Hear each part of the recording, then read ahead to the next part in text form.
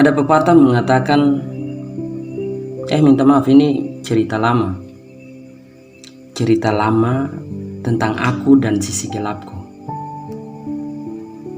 Dan yang pastinya ini bukan pepatah dan juga bukan pesan dan kesan.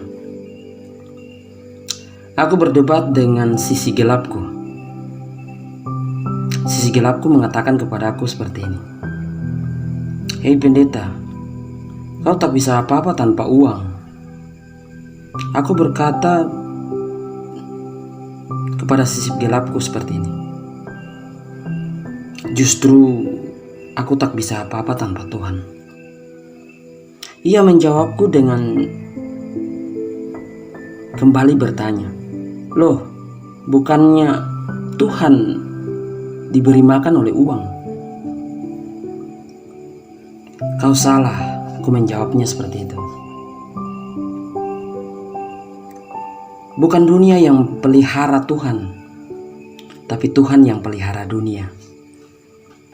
Ia kemudian balik dan berdebat denganku. Sisi gelapku kemudian menguraikan berbagai macam teori terkait dengan dunia ini. Ia mengatakan kepadaku seperti ini. Pendeta, kau ingin memahami mereka yang buta? Jawabku, iya. Coba tutup matamu dan mulailah beraktivitas. Pastinya kau takkan mungkin berbuat apa-apa. Itu katanya kepadaku. Aku menanyakan sebuah pertanyaan kepadanya. Mengapa mereka bisa? Ingat, mereka telah terbiasa dengan rasa sakit. Ia mengatakan kepadaku seperti itu. Mereka bisa karena terbiasa untuk mengalihkan fungsi penglihatan kepada indera yang lainnya. Seperti melihat dengan tangan, melihat dengan kaki, melihat dengan telinga, melihat dengan hidung, dan melihat dengan otak. Aku mulai mengerti bahwa itulah bagian yang ia ceritakan tentang situasi rasional. Ia kembali menanyakanku seperti ini. Hei pendeta, ingin memahami mereka yang gila atau kurang waras? Aku menjawabnya iya. Cobalah nikmati dunia ini tanpa sekat religi dan juga profesi. Sebab itu hanya sinopsis, katanya kepadaku seperti itu. Hei pendeta, sebenarnya yang gila siapa? Mereka yang berkehendak melakukan apa saja menurut alur pikir mereka? Ataukah kita yang tak bisa hidup menurut keinginan kita dan selalu diatur oleh uang? Aku mulai kembali sejenak memikirkan apa yang ia katakan. Dan aku menjawabnya seperti ini. Kami sudah dengar, kami juga sudah melihat bahwa dunia ini sedang diperbudak oleh uang. Seolah Tuhan ada di dalam uang. Kasih ada dan akan terus ada di dalam uang. Cinta ada dan akan terus ada di dalam uang. Persaudaraan ada dan akan diadakan karena uang. Keluarga ada dan akan terus ada karena uang. Kerukunan ada karena uang. Kedamaian ada karena uang. Kau punya Tuhan, kau takkan bebas. Kau punya uang, maka kau akan bebas. Ia memotong pembicaraanku dan mengatakan seperti ini. Itu membuktikan bahwa dunia ini tidak membutuhkan Tuhan. Bukankah begitu, pendeta? Aku kembali terus mendengar apa yang ia ocehkan. Kalau dunia membutuhkan uang lebih dari Tuhan, terus apa pentingnya Tuhan? Apa pentingnya rumah ibadah? Apa pentingnya denominasi keagamaan? Apa denominasi keagamaan mereka sekarang sudah berhasil mengkampanyekan surga dan neraka agar mengalihkan pandangan umat kembali kepada Tuhan dan tidak cinta uang. Bukannya uang bisa membawa kita menikmati surga dan meninggalkan neraka?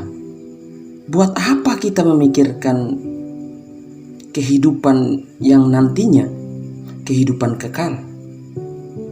Itu kan soal nanti. Ngapain pikir yang nanti? Hari ini kau bisa menikmati apa saja ketika kau punya uang. Bukankah begitu, pendeta? Siapa bilang kebahagiaan ditentukan oleh Tuhan, pendeta? Loh, dunia ini kan materi. Tuhan saja kau takkan mungkin bisa makan. Kau harus berpikir, pendeta. Uang kan yang kasih makan Tuhan. Bukannya itu ciri khas agama hari ini? Bagaimana mungkin gereja bisa dijalankan tanpa uang? Bagaimana mungkin masjid bisa dijalankan tanpa uang? Bagaimana mungkin denominasi keagamaan di dunia ini bisa dijalankan tanpa uang? Bagaimana mungkin keagamaan yang sudah hampir mirip seperti lembaga swadaya masyarakat ini bisa dijalankan tanpa uang? Mendingan ganti saja konsep bertuhan kalian dengan mencintai uang. Itu kan lebih penting. Mana ada jemaat sakit kemudian dibawa ke rumah sakit, terus bilang dokter saya berdoa dokter saja, terus nanti tuh dokter tolong periksa jemaat saya.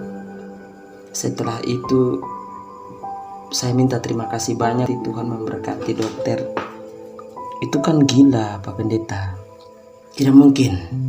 Aku terus mendengar apa ocehannya, tapi aku mulai merasa resah dan risih dengan apa yang ia katakan, sehingga aku menghentikan apa yang ia sampaikan dengan menyampaikan kepadanya seperti ini. Hai manusia laknat, biadab semerlap. Tidak cukupkah kau bermusuhan dengan manusia sampai kau ingin menentang Tuhan?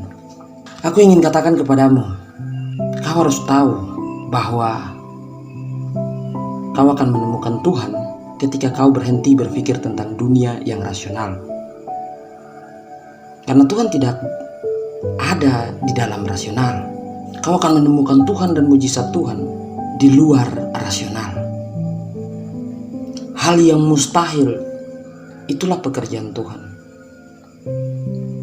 Hal yang mustahil dilakukan oleh uang, itulah pekerjaan Tuhan. Bagaimana mungkin kau mengatakan bahwa dunia ini yang memberi makan Tuhan?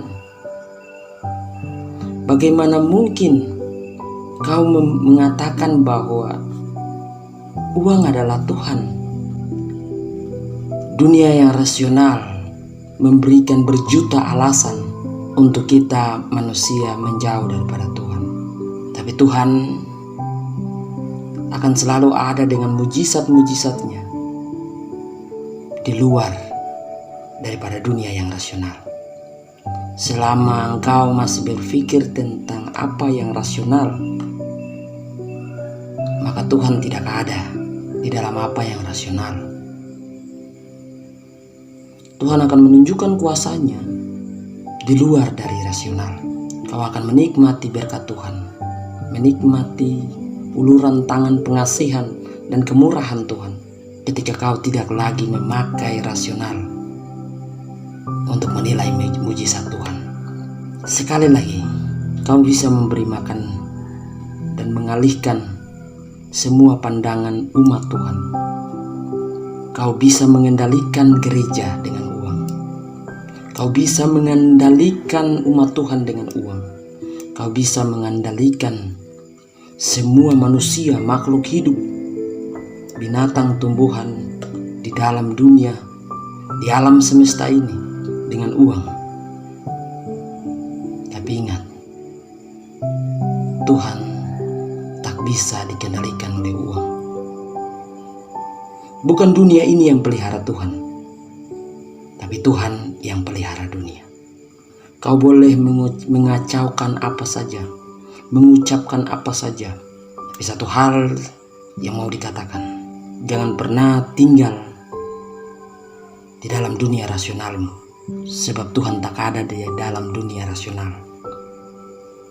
Dia di luar daripada rasional. Kau akan lihat bahwa burung yang beri makan engkau kau akan lihat bahwa babi hutan, rusa hutan bisa membawa sayur untukmu. Itu bukan sesuatu yang rasional. Itu di luar dari rasional. Dan itu hanya bisa kau dapatkan ketika kau punya Tuhan, ketika kau percaya kepada Tuhan dan bukan kepada uang. Sisi gelapku kembali menatap Pur, dan aku pun menatap sisi gelapku, dan kami pun berdamai dengan argumentasi kami. Kami percaya bahwa Tuhan mendengarnya, bahwa dunia ini telah dikendalikan oleh uang.